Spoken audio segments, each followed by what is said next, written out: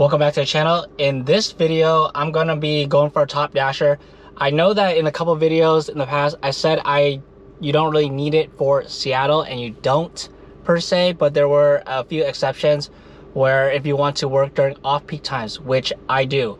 And the reason why I do want to work during off-peak times is because I want to condense the days that I work.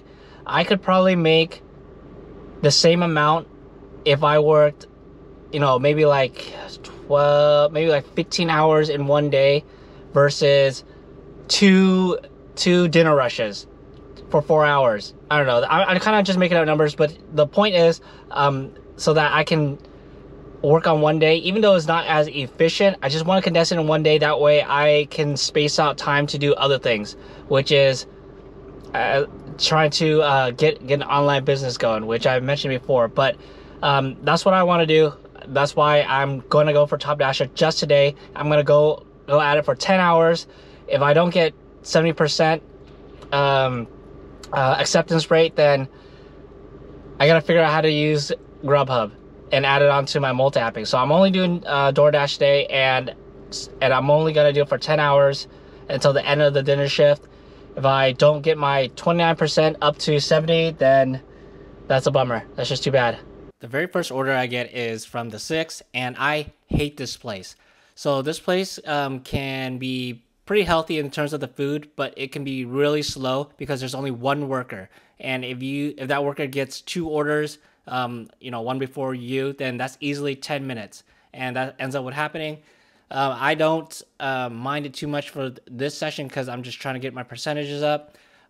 But that's gonna come back to bite me later on in this this work session. So I'll explain that later. Following that, I get an order from Chick-fil-A after going up to Shoreline to another city, and that one takes a while too. Chick-fil-A they just usually take a minute, and I end up getting no tips from this person. Again, I don't mind, but the drive down took an extra 10 minutes because of traffic. So this keeps adding up to my time. Following that, I get a Taco Bell order. This one's a quick one. Usually when I go to this particular Taco Bell, it is easily an extra 20 minutes just waiting. But it's in the middle of the day, or it's around the afternoon, or noon rather, and they're pretty quick. They're quicker, probably because of the timing, but also because maybe they shaped up their staff or whatnot. So I had to wait a little bit to get the cashier's attention to get my order, and afterwards she does. So I get my order and deliver it.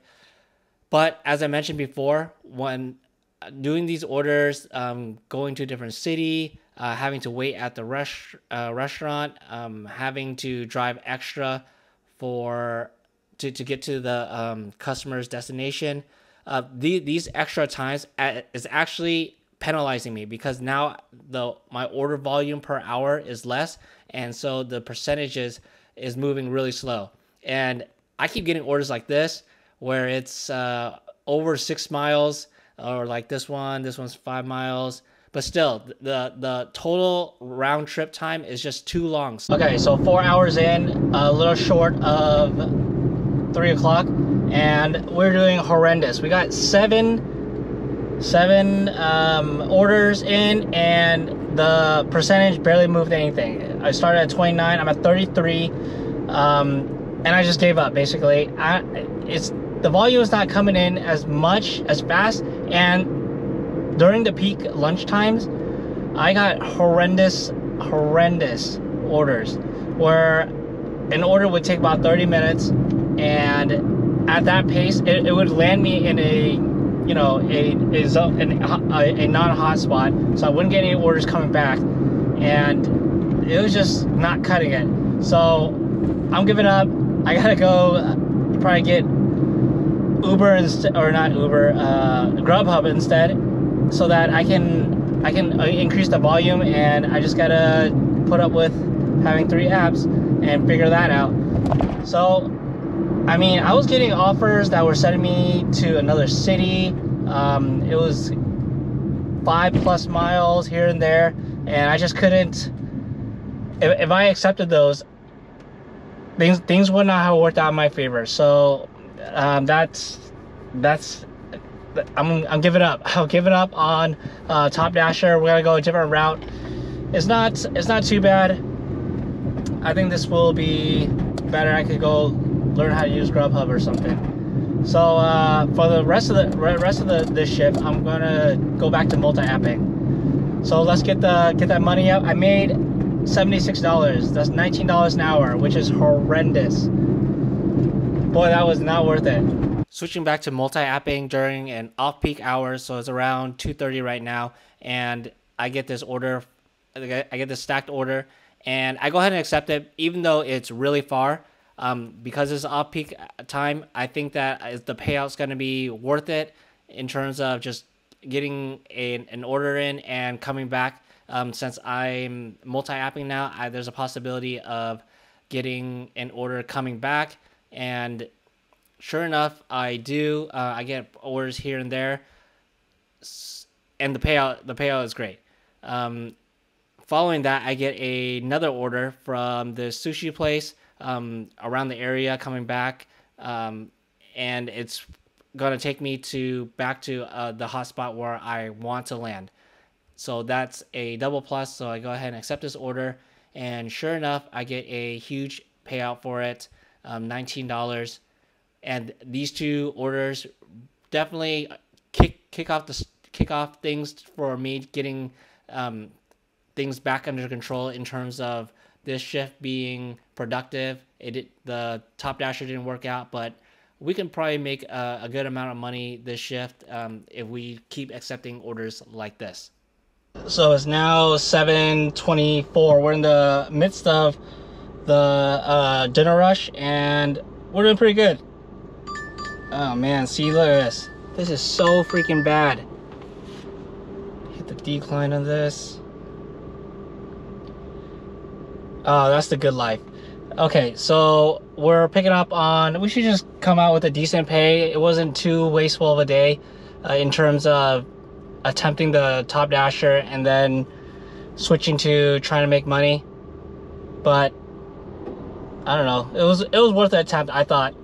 Now a lesson learned there, and I think I just gotta I'll be able to use this money elsewhere. So that's it for this update. I start getting back into the groove with these short orders, $10 for about 15 minutes round trip, and that's the type of orders I'm looking for in the dinner shift, so I can make this entire shift, the entire day, profitable. And the reason why I thought this was all going to work out with the Top Dasher, because in the past, I've been able to jump from 40% to 70% in an 8-hour shift. So I thought everything was going to be fine. But, you know, times have changed. Maybe the season is different now between spring and summer. But that's okay. I mean, I missed the decline button. It's nice to be reunited with it. I mean, look at this order right here. A non-tipper, $5.50. Yeah, that's a no tip. So, you know, decline button, this is how I missed you. I love being able to decline these crappy orders again. So that concludes the 10-hour shift at McDonald's for $13.50.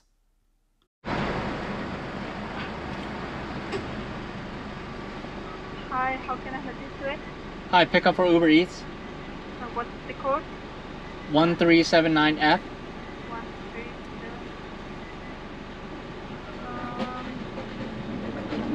1379F. Second window, please. All right, thank you. To recap, we drove 107 miles in 10 hours, and we made $157.25 off of DoorDash and $127.05 off of Uber Eats for a total of $284.30.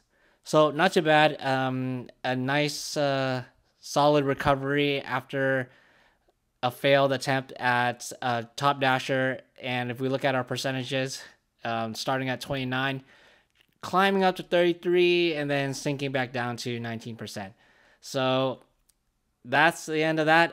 If you enjoyed the video, hit the subscribe button. I'll see you in the next video.